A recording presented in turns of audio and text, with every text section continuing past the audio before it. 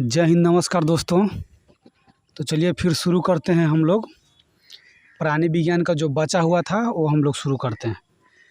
First part हो गया है, नहीं देखे हैं तो जाकर देख सकते हैं आप लोग। बहुत इम्पोर्टेंट क्वेश्चन का डिस्कशन हुआ है उसमें। चलिए अब सेकेंड पार्ट का हम लोग डिस्कशन करते हैं।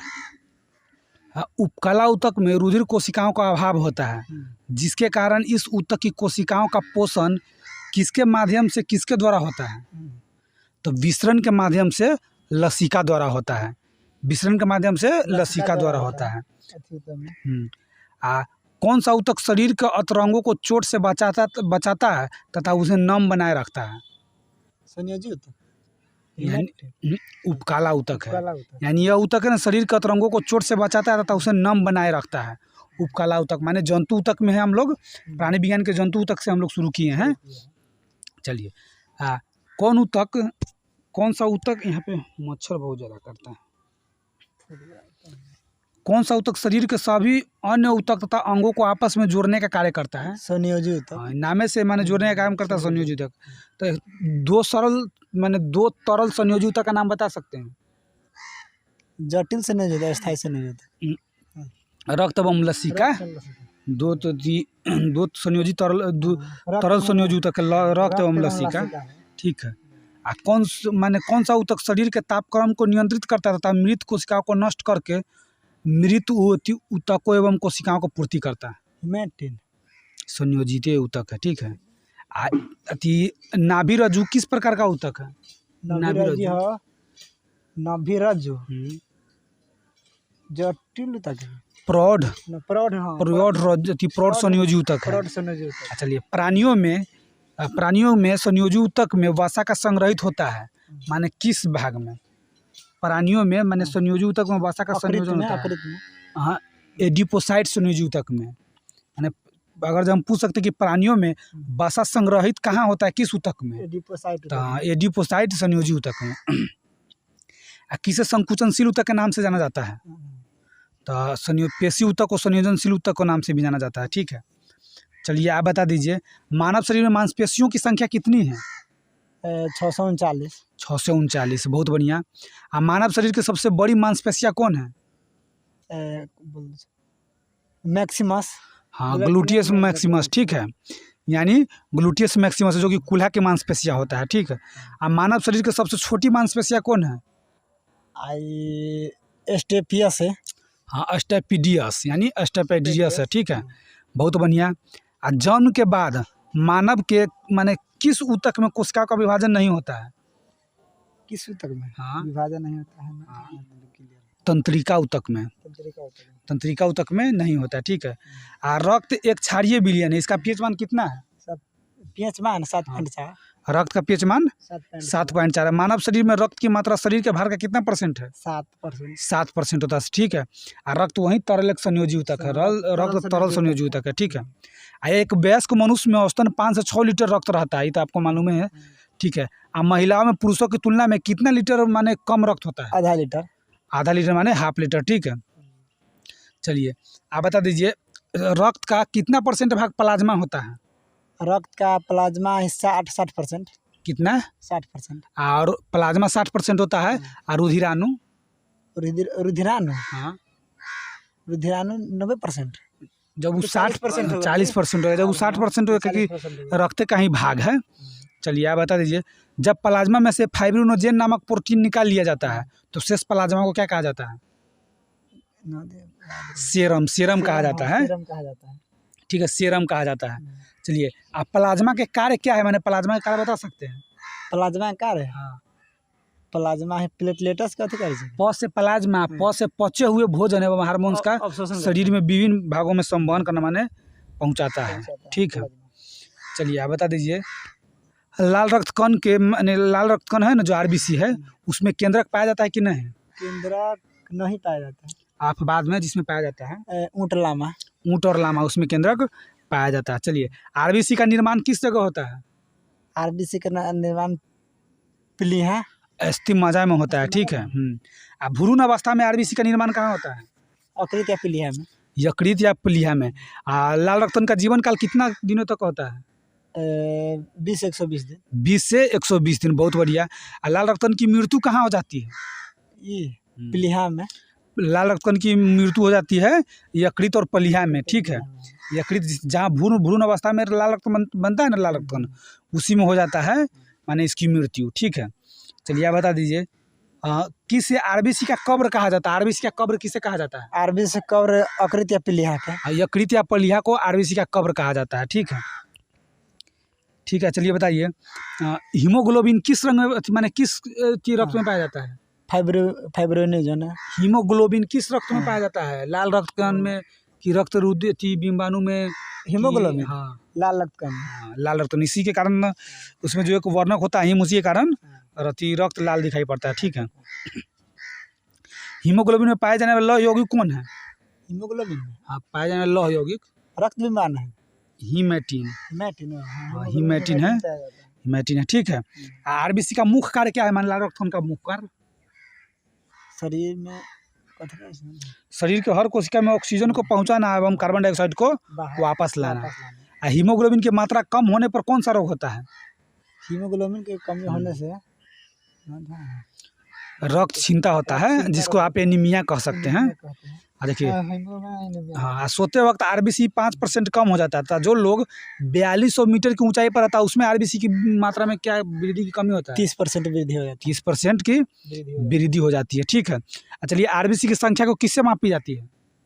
आरबीसी की संख्या को किससे गणना की जाती है, माने नापी जाती है? तो आरबीसी के ही साइटोमीटर, हाँ, हीमोसाइटोमीटर माने हीमोसाइटोमीटर, ठीक है। हीमोसाइटोमीटर से ज्ञात की जाती है, ठीक है। और लाल रुधिराणु माने कौन सा रोग में लाल रुधिराणु नहीं बनता है? रक्त विमान में। कौन सा रोग में? सबसे यानी कौन ऐसा रोग है जिसमें लाल रक्त रुधिराणु नहीं बनता है? तो थैलीसीमिया।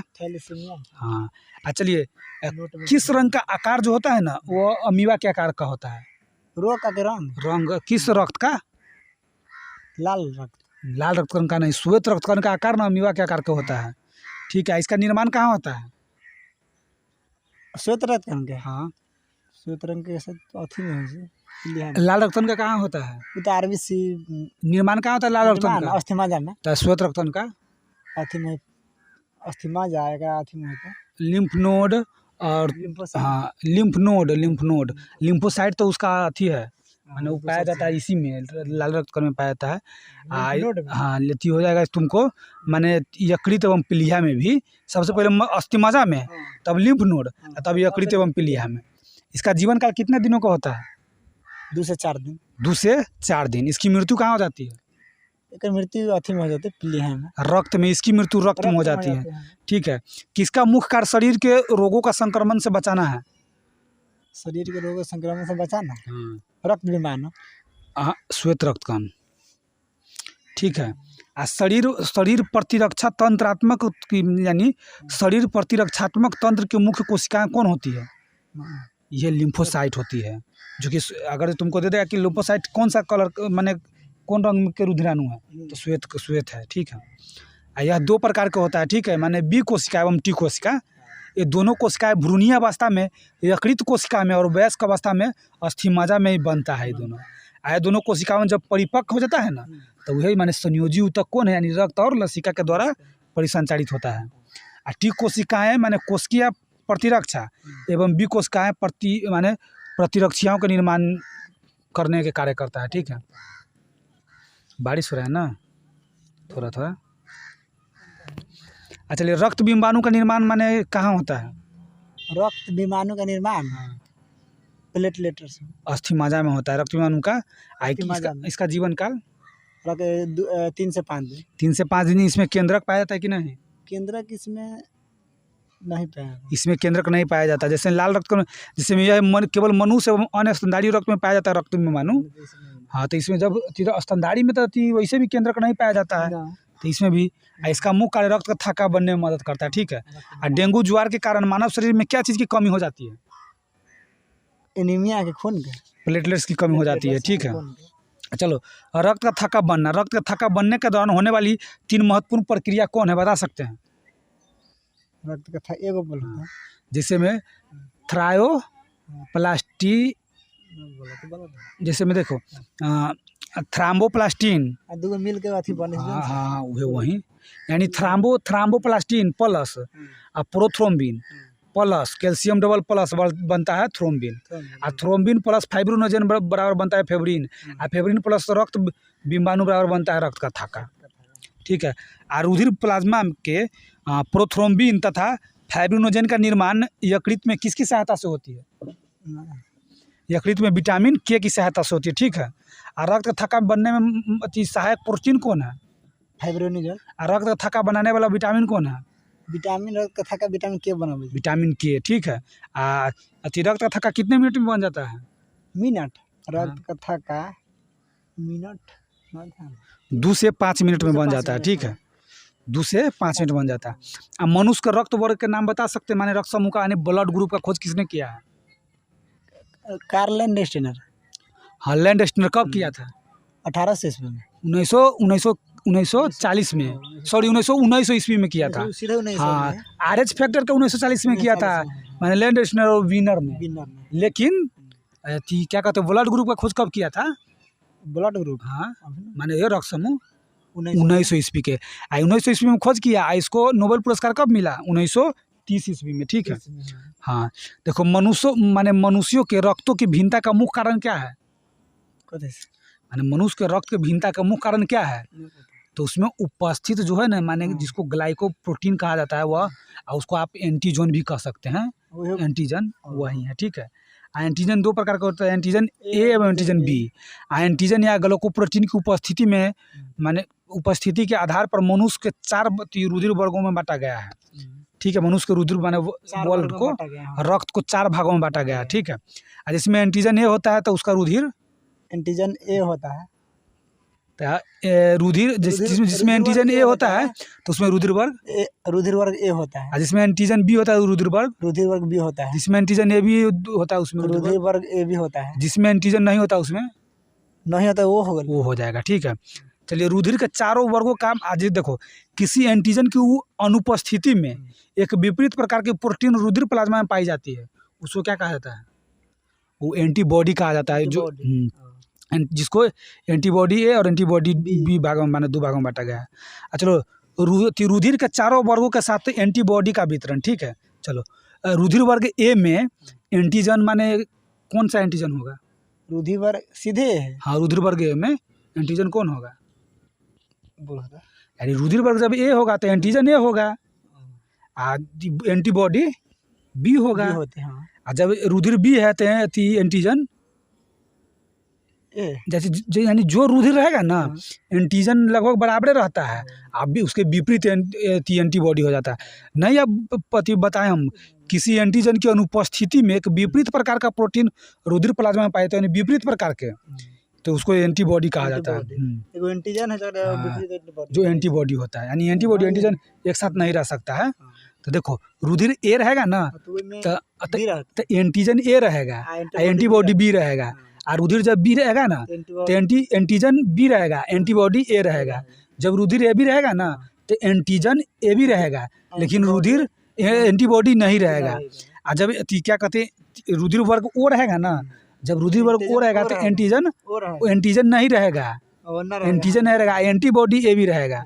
ठीक है, एंटीबॉडी ए भी रहेगा। चलो अब बताओ, एंटीजन ए भी और एंटीबॉडी माने antibody A antigen B antibody B, ये दोनों एक साथ क्यों नहीं रह सकता है?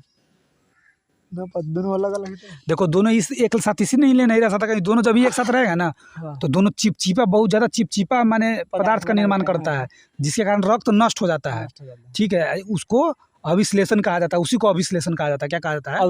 अविश्लेषण उसी को कहा जाता है। ठीक है, और रक्त समूह ओ को कौन सा रक्त समूह कहा जाता है? मैंने रक्त समूह क्या कहा जाता है? सर्वदाता, जिसे इंग्लिश में यूनिवर्सल डोनर कह सकते हैं। ठीक है, क्यों? क्योंकि इसमें जो है ना रक्त समूह में एंटीजन नहीं होता है, पढ़ा है ना, रक्त समूह ओ में एंटीजन नहीं होता है।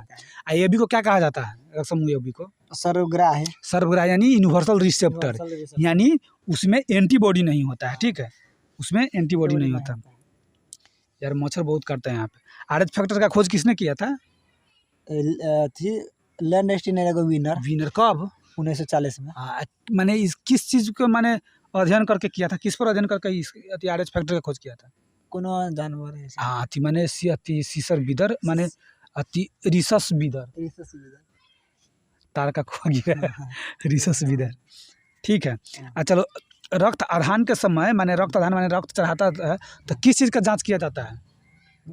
RH फैक्टर का, RH फैक्टर। यानी RH प्लस वाले को RH प्लस वाला ही रक्त चढ़ेगा, हाँ, RH माइनस वाले का RH माइनस वाला ही चेक चढ़ेगा। हाँ किया जाता है RH हाँ फैक्टर हाँ से। हाँ।